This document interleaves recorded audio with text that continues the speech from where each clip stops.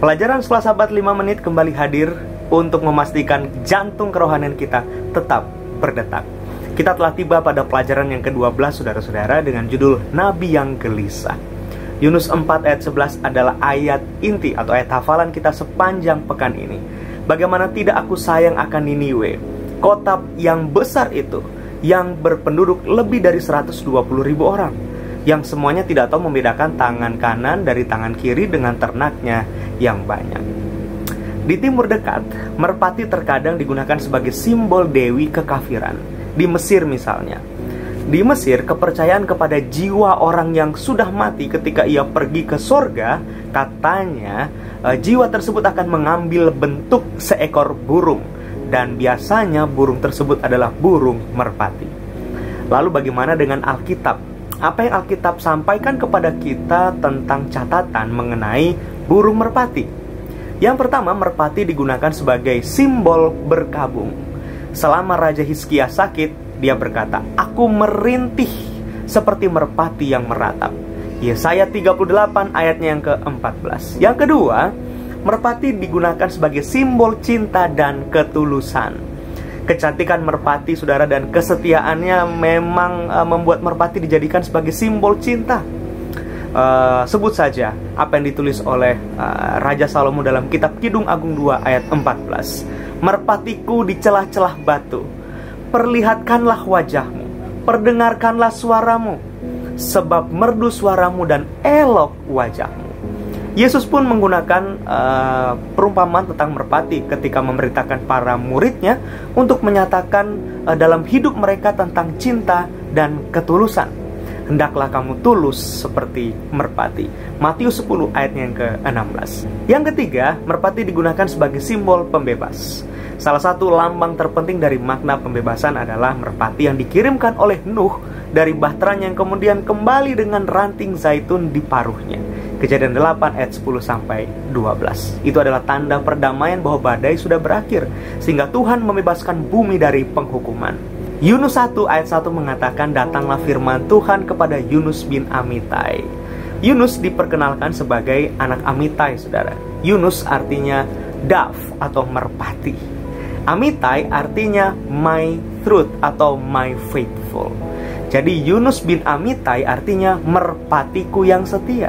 Merpatiku yang setia yang akan membawa pesan kebenaran. Jadi sekarang cukup jelas bukan mengapa Tuhan Allah datang kepada Yunus anak Amitai? Karena Tuhan tahu Yunus anak Amitai adalah merpati yang setia, merpati yang dapat membawa kabar kebenaran. Tetapi sayangnya Yunus malah berangkat ke arah yang berlawanan, saudara, dengan tempat di mana Allah seharusnya mengutusnya. Dia bahkan tidak berhenti untuk berdebat dengan Allah. Yunus memutuskan untuk menemukan istirahatnya sendiri dengan cara berlari ke arah berlawanan dari tempat di mana Allah telah memanggilnya untuk pergi. Memang bukan tanpa alasan, catatan sejarah dan arkeologi mendokumentasikan kekejaman para penguasa Asyur yang mendominasi timur dekat kuno pada abad ke-8 sebelum Masehi, di mana saat itu Yunus melayani di Israel. Contoh saja dokumen dari sejarah Asyur, di mana dinding-dinding relief istana Sanherib itu dihiasi dengan kisah-kisah kejam.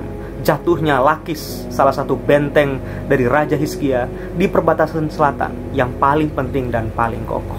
Jadi bangsa Asyur adalah bangsa yang sangat kejam.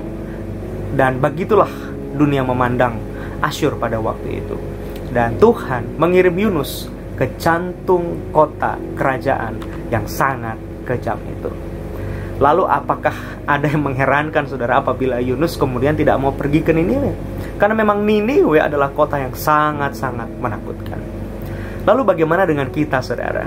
Pernahkah kita melakukan apa yang Yunus lakukan? Apa saja yang membuat kita kemudian, saudara, memilih untuk lari dari Tuhan? Dan bagaimana kemudian Tuhan dapat merubah arah perjalanan kita yang tadinya lari, pada akhirnya malah berbalik kepadanya? Pelajaran rohani apa saja yang dapat kita pelajari dari pengalaman lari tersebut? Maka bukanlah kebetulan apabila Tuhan memanggil saudara dan saya, kita, untuk melakukan tugasnya. Oleh karena kita adalah His faithful dove.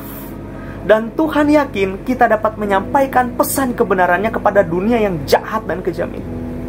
Kesediaan kita, saudara, untuk menerima tugas dari Tuhan sebagai His faithful dove atau His faithful messenger ditentukan oleh kondisi iman dan kesetiaan kita sebagai His faithful dove.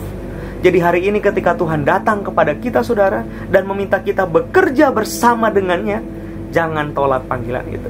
Mari kita bekerja bersama dengan Tuhan untuk mengabarkan kebenarannya. Dan mari kita menjadi merpatinya yang setia. Tuhan Yesus memberkati. Sampai jumpa di pelajaran Selasa-Sabat selanjutnya. Pastikan saudara-saudara boleh share pelajaran ini kepada siapa saja yang saudara mau share, sehingga berkat Tuhan boleh menjadi bahagian banyak umat-umat Tuhan. Tuhan Yesus memberkati.